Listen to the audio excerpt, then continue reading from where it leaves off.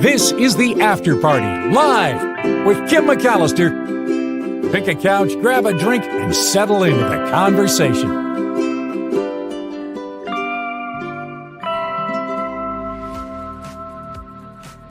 Hey everybody, it is the After Party live on a Trivia Thursday. Woohoo!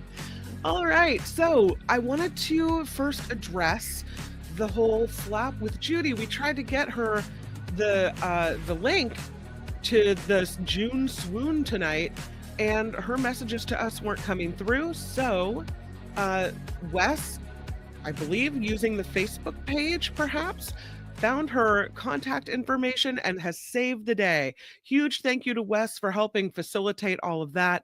And Judy now has the link and has responded that she received it. So if anybody is coming tonight to the June Swoon, which is a fundraiser for the Mark Thompson Show, and didn't get the link, here's my email address. Please message me, kim@theafterparty.live, kim@theafterparty.live, and I will get you the link if you did not get it. Everyone should have the link that is coming to the event tonight.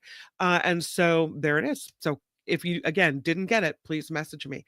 Thank you to Wes, not only for saving the day where Judy is concerned, but for throwing in $5 not only to the Mark Thompson Show, but to this show as well. Huge thank you, Wes, for the contribution today. Really appreciate that. James S. overnight donated $5 as well. Sue Ann for 10. Nancy V threw in 10. Joyce M with a recent contribution. Thank you, thank you, thank you for keeping this show rolling.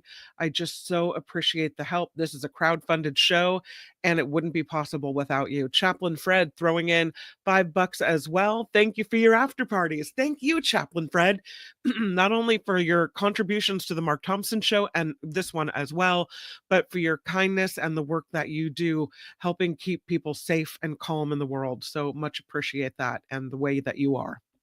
All right. We don't have a lot of time, and we do have trivia to get to. I have some interesting trivia, some food trivia, some history trivia, some trivia about lakes in the world, and hopefully we'll get to most of it. But I did want to play this video for you. Hey, this is a video where supposedly Jesus appeared in the clouds after a mass service in the Philippines. This is a video that was sent to me by shadow producer Calvin Wong. Do you see Jesus? Jesus? Is that you? Is it? Let's take a look. I can see this happened right over this church in the Philippines. Does it look like Jesus in the clouds? Anomaly? A message from heaven? There are all the people standing out there after the mass with the church and the in the backdrop there. You see that? It's a massive crowd, church, and then alleged Jesus. I could see maybe with the hands out, the face skyward. Perhaps one could say Jesus has come to the clouds. Hey, they thought it was a message from on high. What do you think? Does that look like Jesus to you? See if we can zoom in on Jesus again. What do you think? Does it look like Jesus? I don't know. Here, I'll make it really big. Fuzzy Jesus, maybe. I don't know. Go into the chat to see what you guys have to say. What do you think? How come it's always Jesus, says John? How come it can't be Harry Belafonte or Prince? Well, this happened over a church in the Philippines in Naga City. So perhaps they had Jesus on the mind after just coming out of mass. Trevor says, looks like Greg Louganis on the diving board. It kind of does. It kind of does. Looks like the silhouette of the Divine Mercy, says Mama. All right. Chaplain Fred says, that's an awesome cloud formation. See, it's true. It kind of looks like Jesus. It obviously isn't Jesus. Vanessa says, looks more like Mary. Phineas says, knocking on heaven's door. It'd be nice if he'd rapture all his Christians out of here. Well, that's is that nice, Nullifidian? Are you being your kindest self today? Looks like AI to me. I think it was really in the sky. But I mean, clouds doesn't mean anything, or does it? No. Meredith doesn't think so. Liz says nope and doesn't think so. No. Mm-mm. Yeah. I prefer my Jesus and pancakes and tortillas, says Yvonne. Good point. Thank you to Calvin for the video. Looks like Moses, says Mindy. Thank you, Calvin, for the video. I really appreciate that. It's amusing. It's an amusing thing to look at. Is it really Jesus? Yeah, not thinking it's really Jesus. No. Okay, let's move on from Jesus to Superman. Look at this turtle. See the way he's all stretched out? His little flippers are stretched out. His feet, his little hand flippers, arm flippers. He's not the only one. Here's another one doing it. Apparently, turtles do this Superman pose. I saw this story in Popular Science, and they asked the question, why is it that turtles always do this Superman pose? They do it as they bask in the sunlight, and apparently it's beneficial for them. This sun basking and stretching out in the Superman pose helps keep their bodies at the right temperature, and also much more. The folks at the Everglades National Park in southern Florida talked to Popular Science, and they say Florida red-bellied turtles are often seen with their limbs and their necks stretched out in order to soak up as much sunlight as possible. And it appears to work similarly to yoga in humans with several benefits. It can warm up their bodies, boost their digestion, help make vitamin D3 stronger for their shells and their bones, and it also helps prevent infection. Basking helps the turtles dry out their shells, which can keep parasites from attaching. There are leech-like creatures that like to suck onto these turtles, and they can cause anemia in these creatures. Since they say being out in the direct sunlight isn't a great environment for the leeches, they'll go away and then they'll leave the turtles alone.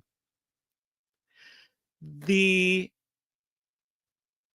turtles seem to be knowing that this is helping them, and so they strike this funky funky pose. Strike a pose. Superman pose. It's just so cute. So, by the way, I have this story in news. Speaking of strike a pose, it reminds me of voguing. And I saw this story, speaking of Vogue, which leads me down the garden path to Vogue. I saw this story, get back to it here, that Vogue is looking for a new editor. Their chief editor, Anna Wintour, announcing that she's stepping down after 40 years. Multiple reports say that Wintour told staffers today the magazine will look for a new head of editorial content. She has been in that editor role at the magazine since 1988. She says she'll continue on as the CCO of Condé Nast, where she's in charge of major brands like Vanity Fair, GQ, Glamour, and Allure. But as far as the editor-in-chief of Vogue, she's out. So, moving on from voguing turtles to pet allergens. A lot of people allergic to pets, and including my husband, who's allergic to cats. We have a dog, interestingly. I'm not allergic to dogs, just cats. I don't know.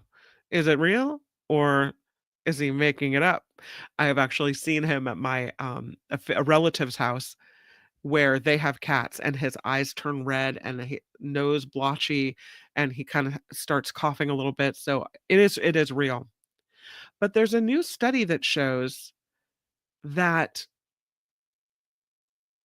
allergens, dog and cat allergens, are present in nearly all US homes, even those that don't have pets. Yeah. The pet allergies, which is an allergic reaction to proteins found in an animal's skin cells, their saliva, or their urine, affect 10 to 20% of people worldwide. The American College of Allergy, Asthma, and Immunology says anyone experiencing persistent allergy symptoms should go see an allergist and they can test which pet allergens are the cause. And they can then help you develop a personalized treatment plan to deal with that. The many people who feel like they're allergic, think that the allergies are caused by a dog or cat's fur.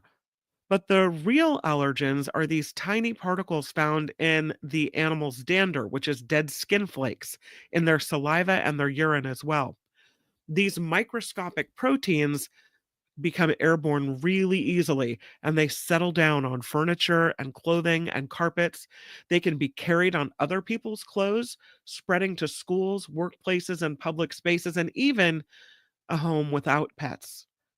And research is now showing that allergens like this can linger in a home for up to 30 weeks after a pet has been removed. So it makes the exposure to these allergens really difficult to avoid.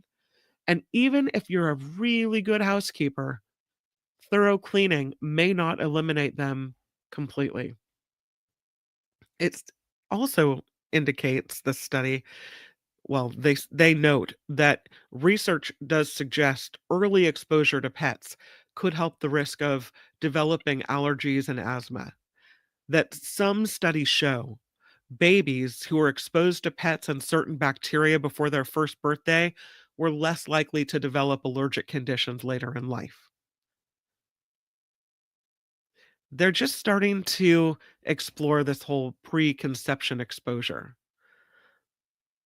They think maybe a parent's exposure to pets before having children could play a role in this. That unknown, unknown. But these pet allergens, not just in the houses with pets, they are all over the place. There are a lot of people, speaking of health, the people taking these drugs like Ozempic and Wegovy and others, they're called GLP-1 drugs. Supposed to be a miracle. You lose weight without even trying, just drips off of you, right?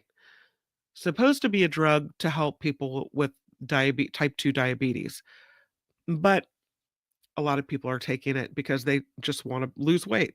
But it turns out, along with the fat, you lose muscle.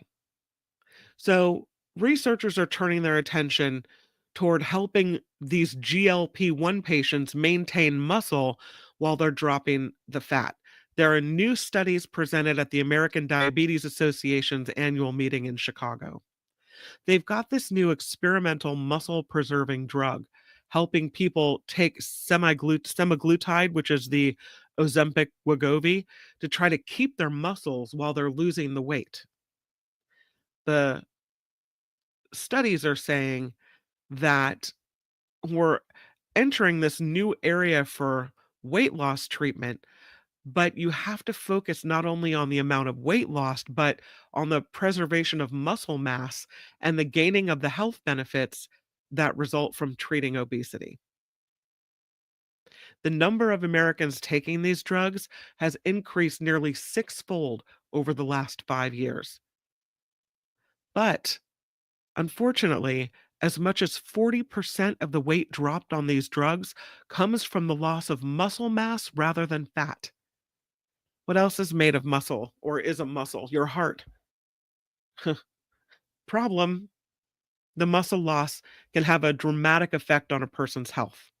Lean muscle mass stabilizes blood sugar, boosts your immunity, protects your bones and joints, and jacks up your metabolism.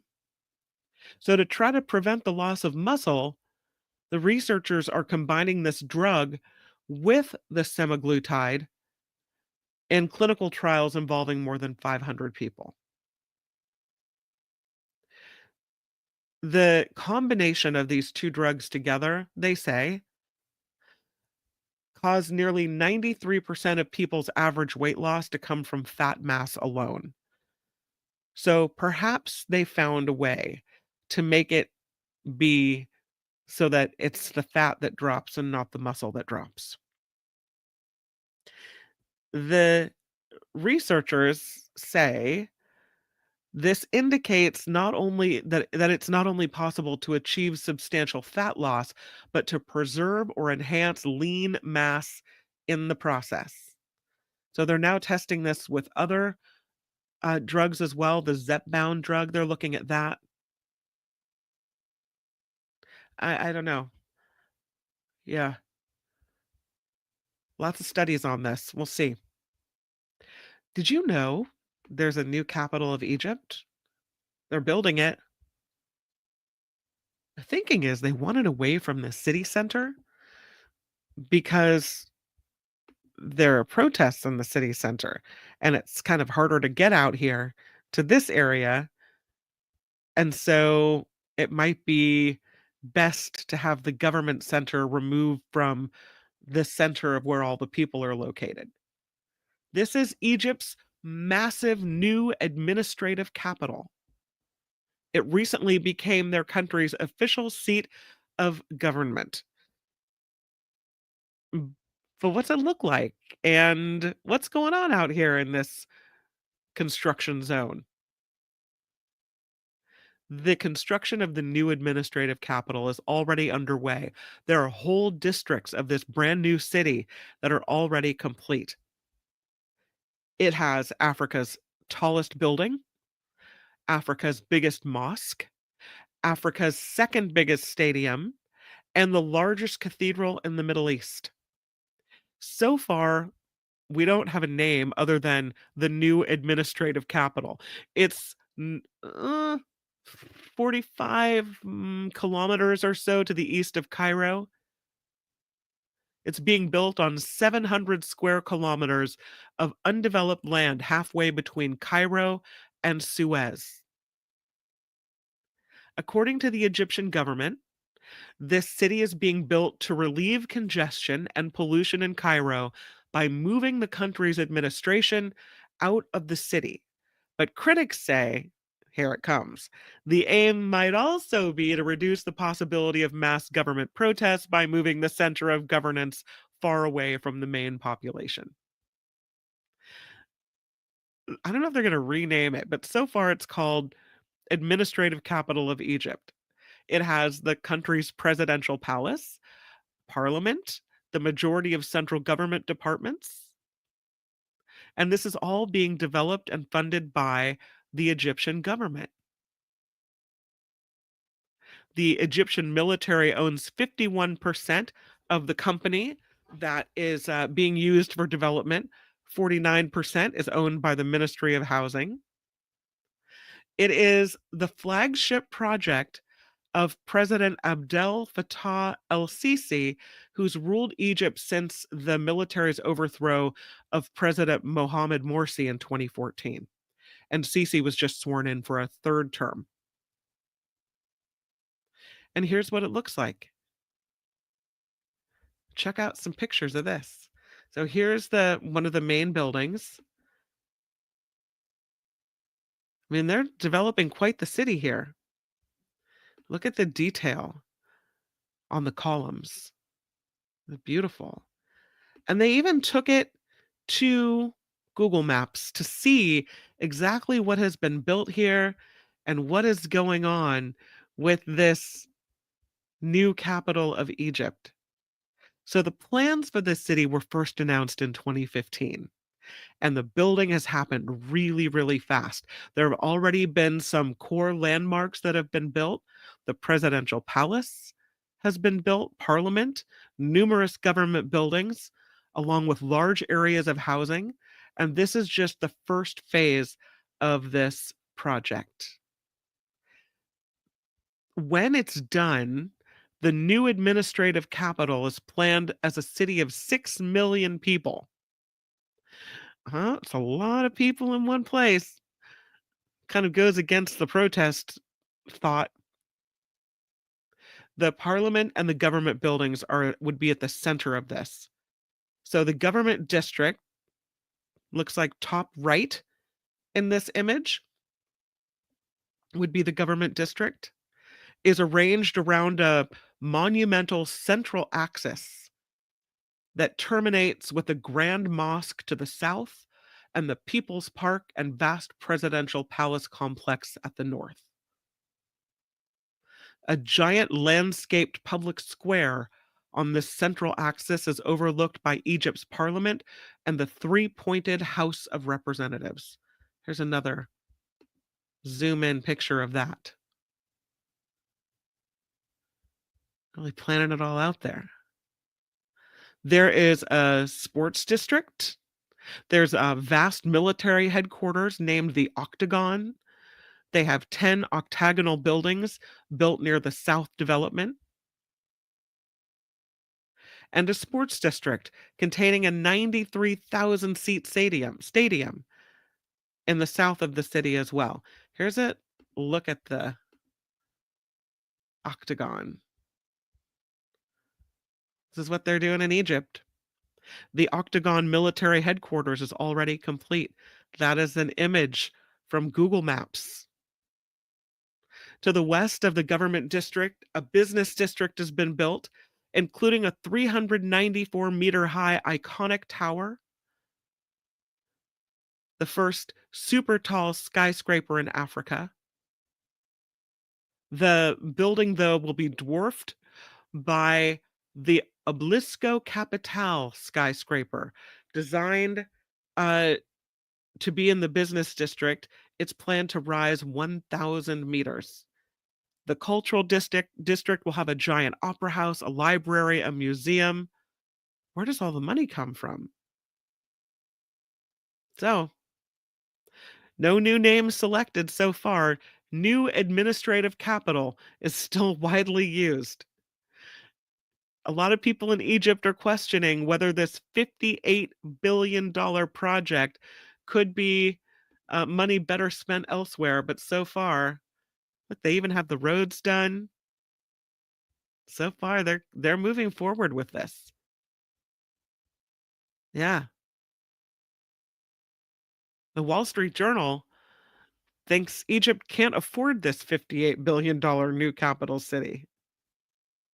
The city's mosque opened with a lot of criticisms about the cost of this project. It also means the majority of housing in this city is going to be out of reach for most of the population in Egypt.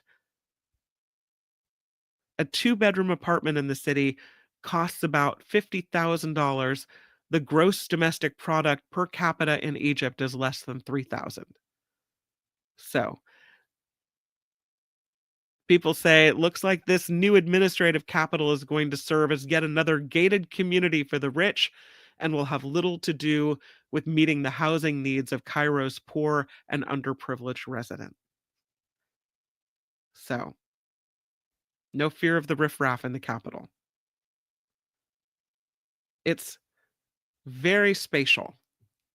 A lot of space, a lot of fancy things going on. But I hadn't heard about that, so I wanted to make sure we knew, that you knew, that this was happening as well. This is one of those stories that I love.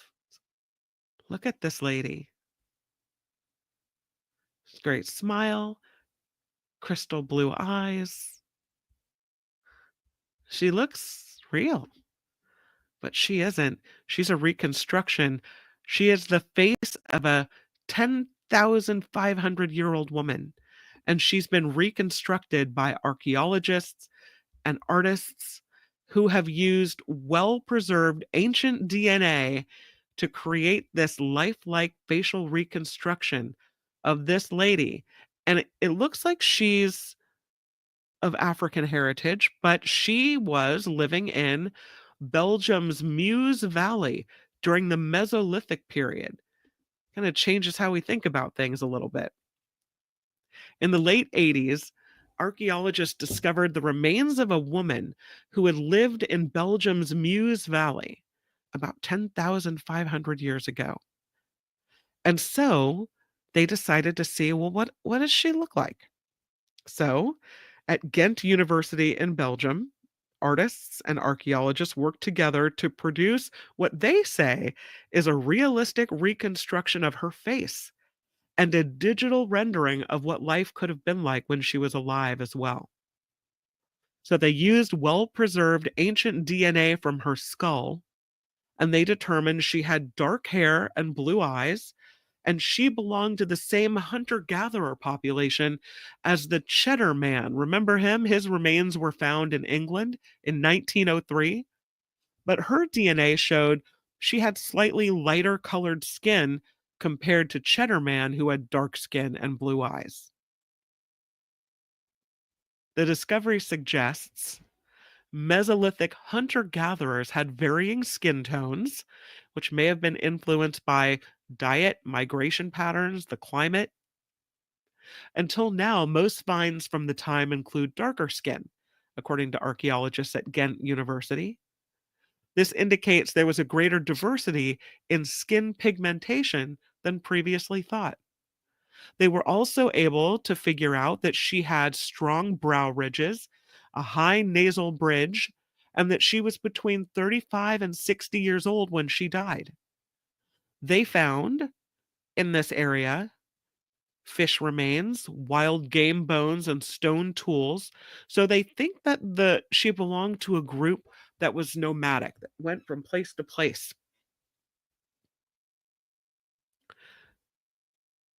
The population, depending on these natural resources, would relocate to where they are abundant. But they also probably would have set up camps in certain areas. Her remains were found during the exploration of the Margot Cave, right at the border of Belgium and France. And she was buried alongside other women, which they said was unusual because uh, other known Mesolithic burial sites had the remains of women, men, and children, but she was with women. And many of the remains were covered with stone fragments sprinkled with ochre. The burial cave appears to have been used for several hundred years, which suggests that Mesolithic groups had places of memory that people would go back despite their hunter gatherer lifestyle. When she was found in 1988, they didn't have any way to investigate her DNA. But now that we do, scientists did go back and analyzed ancient genetic material from that site, and they would like to use that DNA to figure out if these women were related to each other that were buried in this area, what they ate, all these things that would show more about their lifestyle. So they're taking the spatial reconstruction of this woman on tour. Starting in September, she'll be on display at various museums throughout Belgium as part of a traveling exhibition. But before they do this, they want to give her a name. So they're inviting people to vote before June 30th on 3 names inspired by geography: Margot, which is a nod to the Margot Cave where she was found; Freya, based on the surrounding Frere mountain range; or Mozanne, which is kind of a combination of the Meuse Valley, which is called Mozanne in French. So Margot, Freya, or Mozanne. She looks like a Mozanne to me. I don't know. But what a face staring out at us from the past. Another story for you, archaeologically related, is about ancient DNA that reveals a mysterious new group of humans in Colombia with zero genetic ties to anyone today. These people, gone. The story has a picture of the skeletons that were found, but I don't want to show you that. So we'll just look at the area of Bogota, Colombia, in which they lived and in which they were found. This is a group of hunter gatherers, and they seem to have just disappeared about 2,000 years ago. It's an undocumented lineage of hunter gatherers. They're just gone. This is an ancient group of people in Colombia with no modern day descendants, like they vanished from the face of the earth. They are not closely related to the ancient native populations that scientists thought would be their ancestors. And archaeologists from the Florida Atlantic University say this is really unexpected because up to this point, we didn't believe there was any other lineage that would appear in South America. So, this international team of researchers described the study, what they found in the study published in late May in the journal Science Advances, where they analyzed the DNA from the bones and the teeth of 21 skeletons found at 5 archaeological sites in the Altiplano, the high plains around Bogota, dating between 500 and 6,000 years ago. And the analysis represent Colombia's first ancient human genomes ever to be published. 7 of the individuals belong to this mysterious population, this undocumented lineage of people.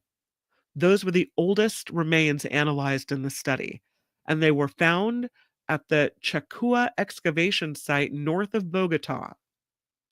This group was present 6,000 years ago, but they had disappeared by 4,000 years later. They don't carry uh, differential affinity, they say, to ancient North American groups. They don't contribute genetically to ancient or present day South American populations. And by 2,000 years ago, the local genetic ancestry is replaced completely by populations from Central America.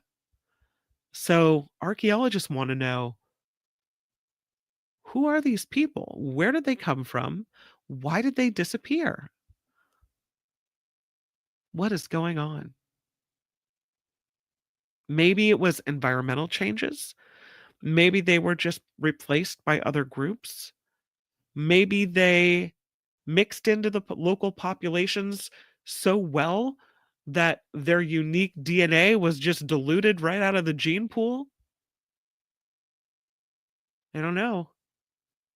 But they do say Altiplano populations in Bogota looked a lot different 2,000 years ago. Interesting. Just gone. Just like that. All right, if we don't get to trivia, we're probably not going to get to it. So let's go and check in. It's Trivia Thursday after party style. I'm going to the chat, checking in. Gordon thinks life came from Mars. Thank you, Gordon. All right. Fast forward to the spacecraft crash. I saw that, Mo. All right. Let's jump into trivia. You guys ready for it? Okay, here we go. Ivy's excited. Me too, Ivy. Yay. Everybody ready? Got your fast finger typing hands all set? I have some good ones today. When Mars attacks. All right, we'll start with food trivia. No Googling. What is a single strand of spaghetti called? Single strand. One noodle. What is a single strand of spaghetti called? When you drop a single strand off your plate, you say, I've dropped a.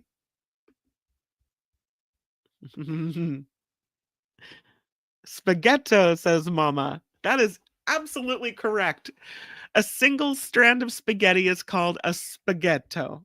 So now, when a wayward piece of spaghetti flies off your plate, you can say, oh, little spaghetto. Ivy says spaghetto.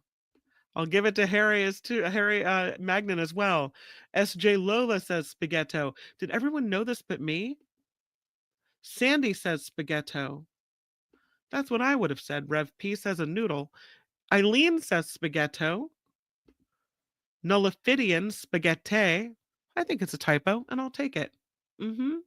Spaghetto. I'm impressed that you guys knew that. I did not. Well done. Next question.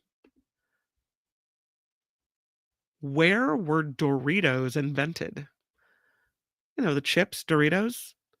Where were Doritos invented? Bonus if you can tell me the name of the place. It's a small place within a bigger place. Where were Doritos invented? China seems like it would be a good answer, pero no. Texas, no. Colorado, Plano, Texas, no. No, no. Long Beach, you're getting warmer. Idaho, Chaplain Fred says, no. In Eric Foreman's basement. In a Frito-Lay lab, no. In George Santos's basement, no. Southern California is generally correct overall. Dorito, Texas, the Dorito factory. Copenhagen, some great answers, Heaven. Doritos, California. No. Los Angeles. All right. Anaheim, says Gordon. Now you're cooking with fire. Doritos were invented at Disneyland, junk food heaven. Same thing, right? Yeah. Doritos were invented at Disneyland at a little place called Casa de Fritos. They were invented at Disneyland, specifically at this restaurant called Casa de Fritos, where stale tortillas were repurposed into chips. They became popular. They were later mass produced by Frito-Lay in 1966. There you go. Doritos were born at Disneyland. There you have it. Happiest place on earth. Next question. How many, can you say Casa de Fructos? How many folds are there in a chef's hat? How many folds are there in a chef's hat? Ooh, Coachella Valley iced tea break. Oh my God, so good. 11,780. I can always count on you, Trevor Starr. You never disappoint. Karen Cooper says it's 100. Karen Cooper is correct. Aloha, my friend. 100 folds in a chef's hat. That is correct. Yep. Yes, chef. 100 folds. Well done. I think, is it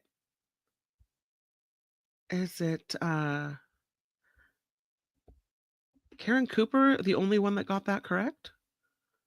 Well done. 100 folds in a chef's hat. You are right. Okay. We'll move on to history.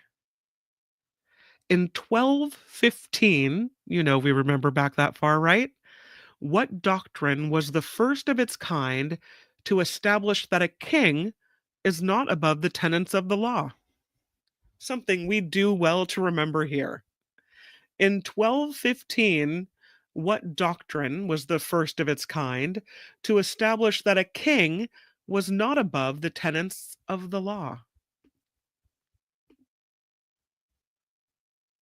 Oh, yeah. SJ Lola, first. Oh, was it? Oh, Chris. Chris says, I don't know why that won't, my clicker is unclicking. Chris says Magna Carta, and Chris is correct. SJ Lola has it as well, Nullifidian, Magna Carta. Ivy has it, and Calvin has it. Maud has it. So does Sandy and Tammy and Gordon and Peter. Hi, Peter. William. Magna Carta is the correct answer. Yeah, Chaplain Fred has it as well. Next question. What president of the United States was a licensed bartender? What president of the United States was a licensed bartender? It's all right, Chaplain Fred. We don't want you to text while you're driving. Just shout out the answer. I'll kind of hear you. Fillmore is not correct. Truman is not correct. Andrew Jackson. Good guesses, though. Cleveland, no. It surprised me because I didn't think that we had bartender licenses way back when. Not seeing the answer. I'll have to give it to you. Perhaps it would surprise you to know you got an Obama in there, and a Humphrey, and a Jefferson, and a Roosevelt. The answer is Abraham Lincoln was a licensed bartender. Who knew? Who was the first president to visit all 50 states? Who was the first president to visit all 50 states? Headphone reset. Okay.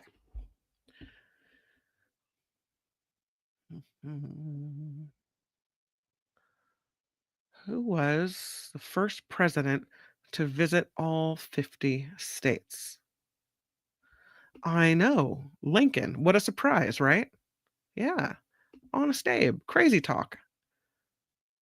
That's crazy there, says Ivy, right? Now we know. Who was the first president to visit all 50 states? Let's see who has it. I'm not seeing the answer. But I don't know. My problem is I don't know where the answers from the last question stop and the new ones begin. I should have been paying closer attention. I'm going to give it to Calvin Wong, who says Nixon. Nixon is the first president to visit all 50 states. So I'm assuming you meant it for this one. So I'm taking it as such, and well done, Calvin Wong. Nixon is the right answer. The next question. Who was the youngest U.S. president? Who was the youngest U.S. president?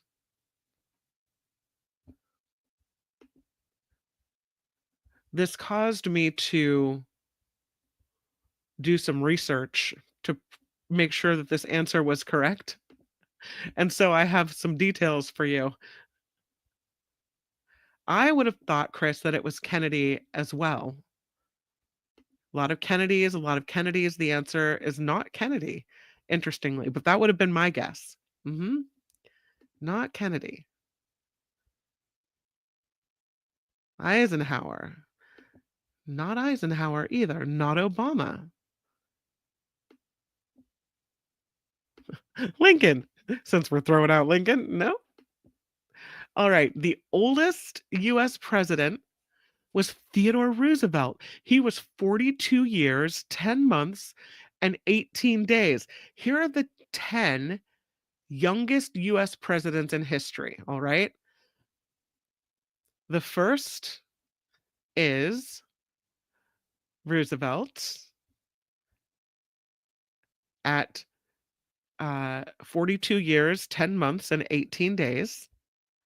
The second youngest is JFK, 43 years, 7 months, and 22 days. Hold on, I have to share. I'm going to share this with you guys because I think it's interesting. I know. We stopped to learn during this episode of trivia. Here, I have this for you. Okay. And here it is. So here's the first one. This is Theodore. And you can see here 42 months, 42 years, 10 months, and 18 days. Second youngest, JFK, 43 years, 7 months, 22 days. Third, Bill Clinton, 46 years, 5 months, 1 day. Fourth, Ulysses S. Grant, 46 years, 10 months, 7 days. Fifth, Barack Obama, 47 years, 5 months, 16 days. I don't know why he just carries the vibe of youth. I always think he's younger. I would not have thought. I think in the olden days, maybe because we didn't have, I don't know, moisturizer. We looked older, perhaps. Sixth youngest U.S. president, Grover Cleveland, 47 years, 11 months, 17 days. There he is. He looks a lot older than 47. Maybe this picture was taken after that. The seventh youngest U.S. president, Franklin Pierce, 48 years, 3 months, 11 days. The eighth, yeah, he looks older to me. The eighth is James Garfield, 49 years, 3 months, 15 days. He looks like an old fella. The ninth youngest U.S. president, James Polk, 49 years, 4 months, 2 days. There he is, age 49. And the 10th youngest U.S. president, Millard Fillmore, 50 years, 6 months, and 2 days. Does it surprise you? We'll go all the way back to the beginning. Does it surprise you that Theodore Roosevelt was the youngest U.S. president to date at 42? Close to 43, approaching 43. But still, there he is. He does look pretty young in that picture. All right. Little learning. Okay. Next question. Sorry, I digress. Should that be allowed in trivia or should I be slapped? This is animal trivia. What animal has the most teeth? What animal has the most teeth? Me too, Sandy. I thought he was young too. Gordon says, I thought Clinton was young. I know. Why do we have these old farts now as president? Sharks have the most teeth, according to Eileen and Phineas. Whales have the most teeth, according to S.J. Lola. Alligators, according to Gordon and Nullifidian. A mongoose, according to Karen. A possum, says Meredith. A parrotfish, says Jim. The answer may surprise you. I thought someone actually might know this one. The animal with the most teeth, get this, it's the common garden snail. It has around 14,000 tiny teeth-like structures called denticles on its tongue. In terms of the most teeth at one time, the giant armadillo has up to 100 teeth. So we'll go garden snail or giant armadillo. I know, what? Is that crazy? What? I must have picked the trivia questions today of the things that surprised me the most. Yeah. Oh, Chris, point of order. He says a teeth-like structure is not a tooth. Denticles are not teeth? You guys don't have snails in Hawaii, Karen? It's crazy. I don't know, Chris. Should we have an argument about it? Is a denticle a tooth? Let's see what Google says. Denticle, a small tooth-like structure or projection often found on the teeth of certain animals like sharks and lizards, can refer to serrations on the teeth that help with cutting. All right. Well, the answer then would be armadillo. If you do not accept that a denticle is a tooth and the common garden snail has 14,000 of them, Chris from Menlo, then we'll go with giant armadillo, which has up to 100 teeth. I accept your point of order. Usually we don't question trivia, but hey, we'll question it. Jim says, I can imagine a snail. I got kicked in the denticles. Ouch. Snail dentures must be tough to make, says Zero Sum. A slug can't bite your leg off. Yeah, at least you can outrun a snail, says Blue Spark.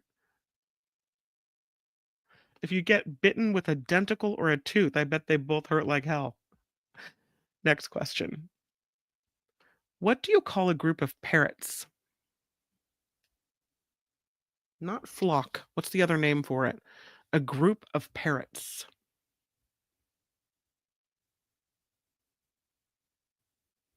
Annoying. Noisy, says Ivy. Loud. A group of parrots is called a what of parrots? Starts with a P. A gaggle. A chatter. A paroti. A flurry. A gossip. A gaggle. You could say flock. A pride of parrots, a party of parrots, a peck of parrots, a parody of parrots. I'm not doing too well in getting the answers that you guys may have today. A paroxysm. The answer is a pandemonium of parrots. A pandemonium of parrots. That's the official answer. All right, next question. This taps into your common house pet knowledge. What is the only dog breed that cannot bark? What is the only dog breed that cannot bark?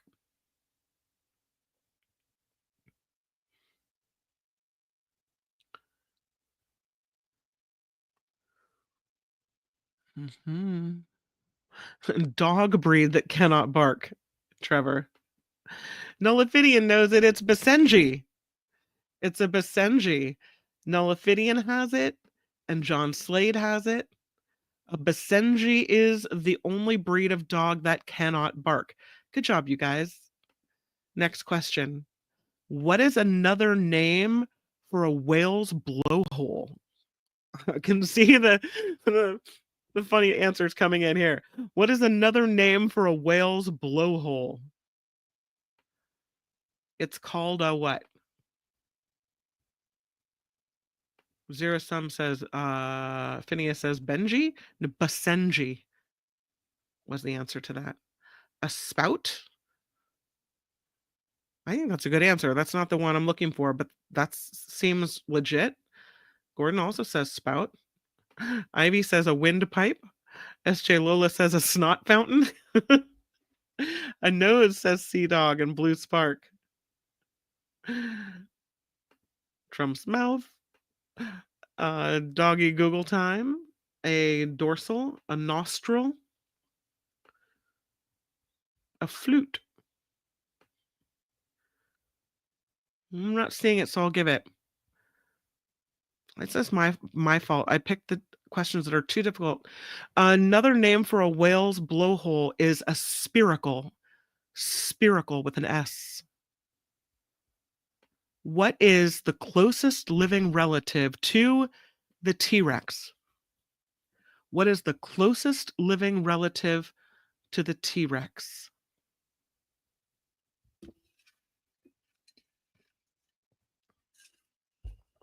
You guys know this, right? Yeah. S.J. Lola says, that's a chicken. Come on now. She's right. A chicken is the closest living relative to a T-Rex. Mm-hmm. Who knew? S.J. Lola knew. And so did Mama, más o menos. And Rev P knew it. So did Vanessa. So did C-Dog. So did Gordon. Nice. S.J. Lola has chickens, therefore she knew. Well done, you guys. The urine of this animal glows in the dark if you shine an ultraviolet light on it. Gross but cool.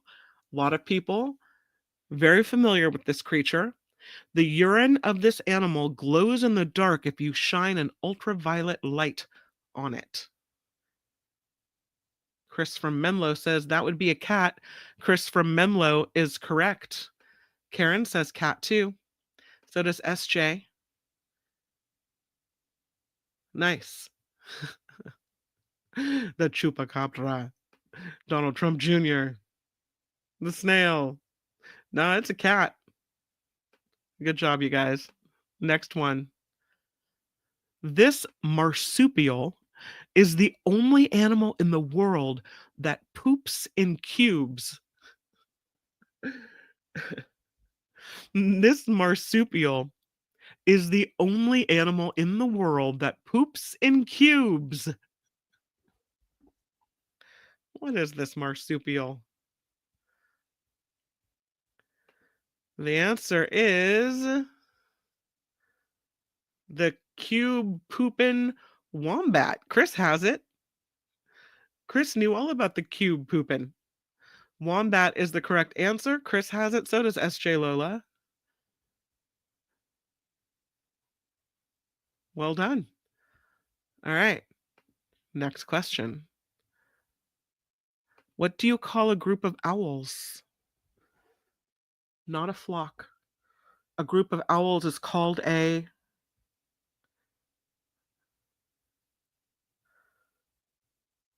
I have just a couple more questions for you. I don't think we're going to make it into lakes. What do you call a group of owls?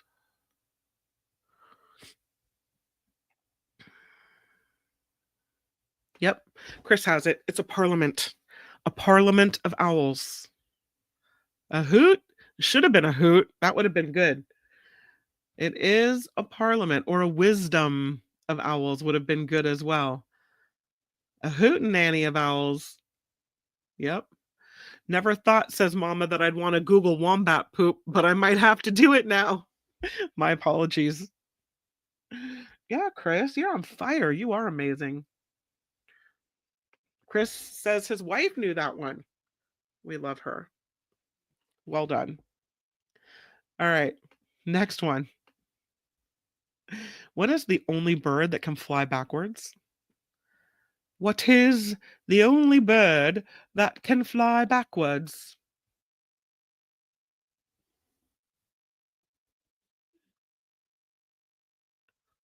Uh-huh. Chris again. Did your wife tell you? I think Chris got it first, right? I'm sorry, I clicked on the wrong thing. Hummer. Yes, it is a hummer. A hummingbird is the only bird that can fly backwards. Trevor also knew it. Ivy knew it. Karen knew it. Sandy knew it. Mama did too. So did John Slade and Tammy and William and Eileen and Finn and Meredith. That was on me. Yeah, you got it. You got the hummingbird. Yeah. Does it go beep, beep, beep? Does not. Very cute. Next question. Approximately how many silkworm cocoons does it take to make 1 pound of silk?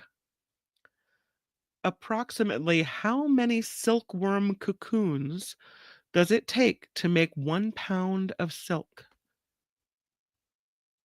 Ivy knew this one right off the bat. Yeah, it takes 2,000 silkworm cocoons to make 1 pound of silk. That's crazy. And well done on that one. And the last question.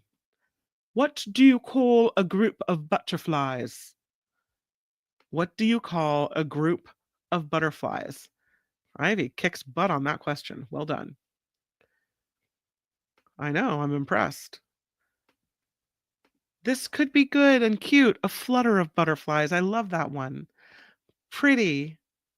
A flutter. Flutterbys. Beautiful, says Zero Sum. A horde, says Nullifidian. A cloud of butterflies, says Mama. A mass, a horde. Fabulous, says William. Think colorful. What do you call a group of butterflies? A flock, says Ivy. Mm-mm.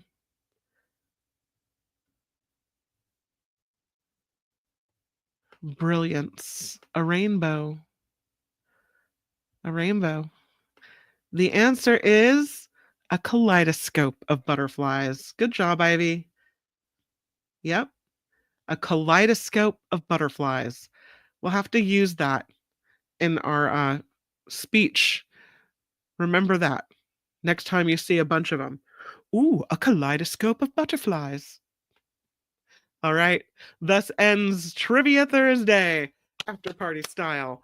For those of you coming to the June Swoon Mark Thompson Show fundraising meetup tonight, I welcome you and look forward to seeing you in person. And I hope you click your camera on so I can put a face with the name. And for those of you who can't make it, I hope to see you next time. Please join me at 5 o'clock this evening for the Nikki Maduro Show. We've tape recorded it, but you'll still be able to participate in the chat. And I think the shows are good. We didn't add politics in for the most part, but we have a lot of fun stories to talk about. And so that's at 5 p.m., Cocktails, Mocktails, and Politics. And that's here on YouTube, 5 p.m., The Nikki Maduro Show. And then the June Swoon starts at 6:30. So again, if you paid to get in and you haven't received your link, you can always email me, kim@theafterparty.live, and I will help you with that. Otherwise, I'll see you tonight on the Nikki Maduro Show. And then tomorrow, of course, Friday with Jim Avila, Friday Fabulous Florida, and Michael Snyder on the Mark Thompson Show, and Tim Sika we get to have tomorrow here on the After Party Live. All right, everyone, have the best rest of your day. Make it a great one. And I'll see you in a couple hours back here on the YouTube. Bye-bye. The After Party Live would like to thank the following contributors and viewers like you.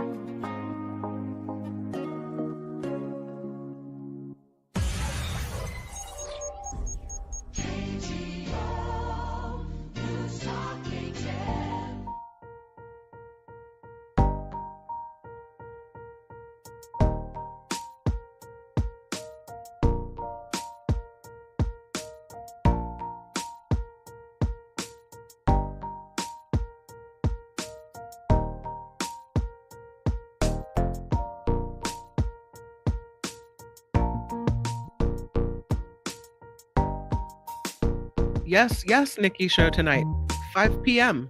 5 p.m. on the YouTube.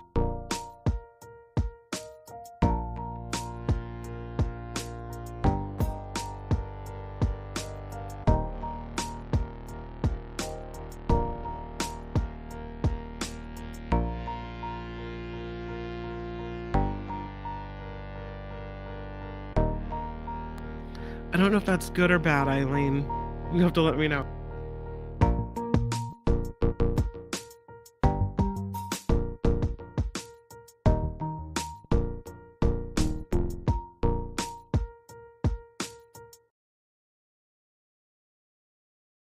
Uh-oh. I forgot to click the loop again. Sorry, guys. Hold on. I'll get you your music. I'll get you your tinkling music. There's a bird that needs to dance to it. There you go.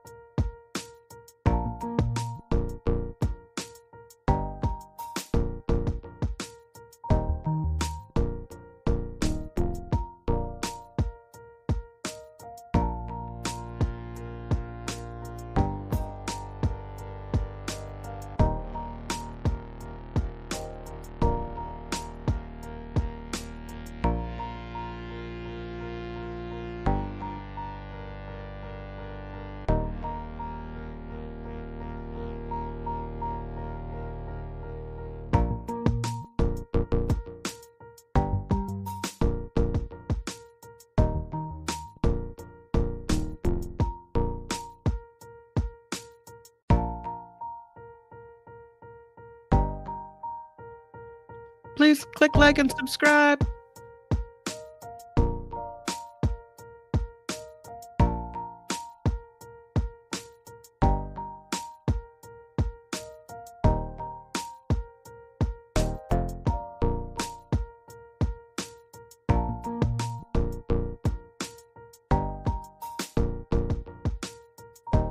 Aloha.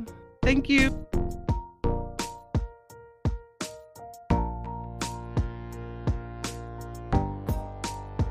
It would be nice to have more than 3 likes. Click like, clickety click like.